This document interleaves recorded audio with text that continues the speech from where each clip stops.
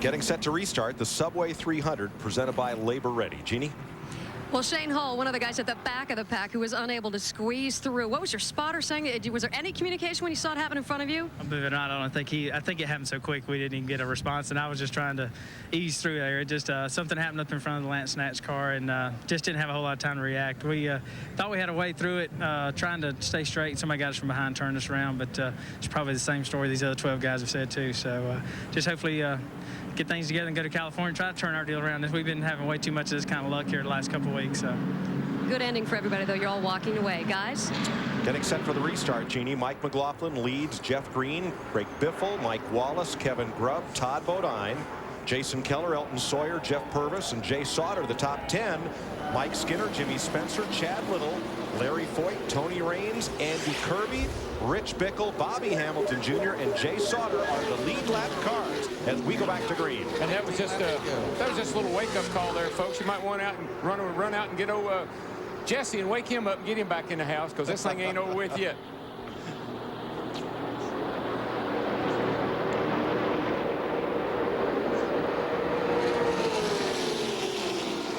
Bobby Hamilton Jr., he's still on the lead lap after all of his problems. In 19th, we've got a report he only has first and fourth gear. It's going to take him about 2 to 3 laps to even get up to speed, but the rest of the pack's going to be long gone.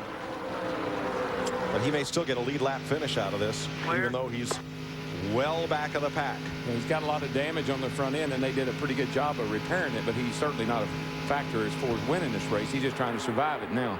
Remember when Randy LaJoie came out of the garage, and so did Kevin Harvick. Harvick can gain 1 spot, but LaJoie could pick up 12 positions before the end of this after the results of that melee.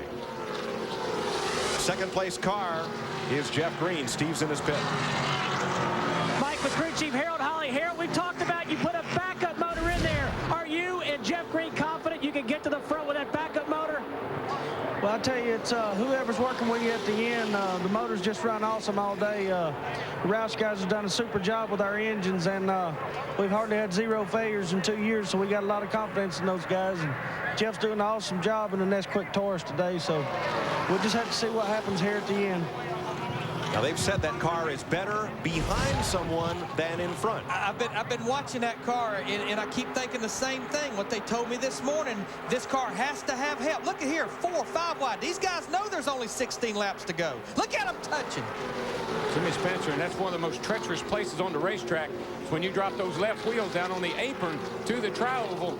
We've seen some bad accidents occur because of that. Darrell, who rang the bell? This is not the last lap, but it looks like it. It is for Jimmy Spencer. Every lap's the last lap for him. He's got to get. Whoa! That's Jason Keller, 57 cars. Something was going on with that car. Christian Elder, nowhere to go in the 38. Something was going wrong with Jason Keller. He dropped to the apron, shot back up the racetrack.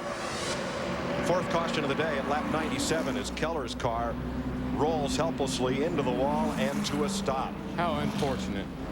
Great run last week. Same thing for Christian Elder there, his car.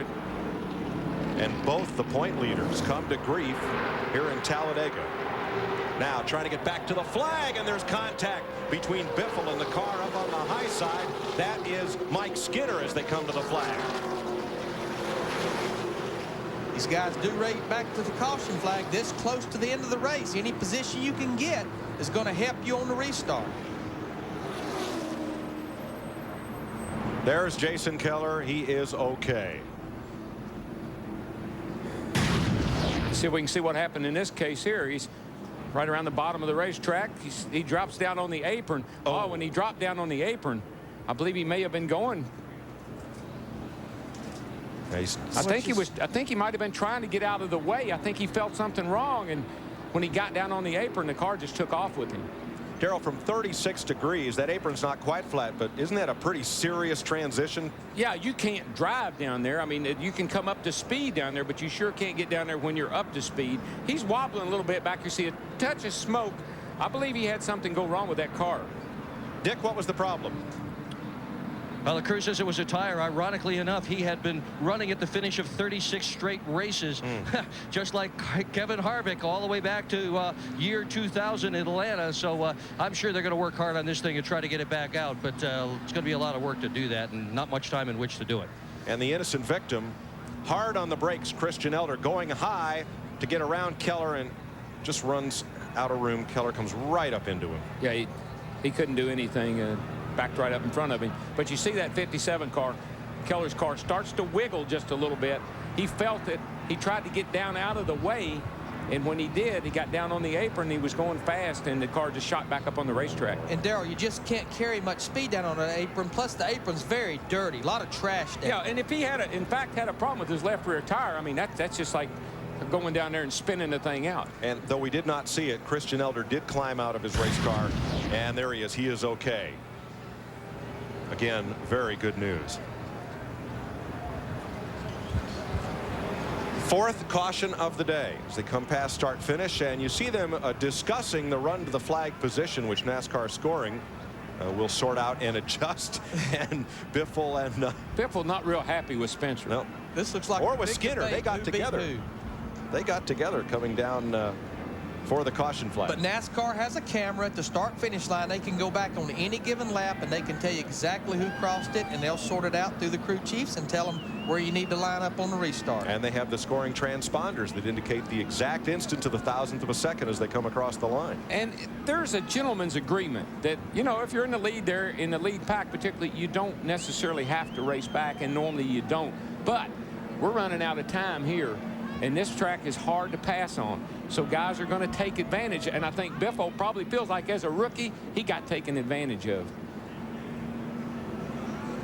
Trying to pick up Jason Keller's car. Katie McLaughlin, Mike McLaughlin's wife.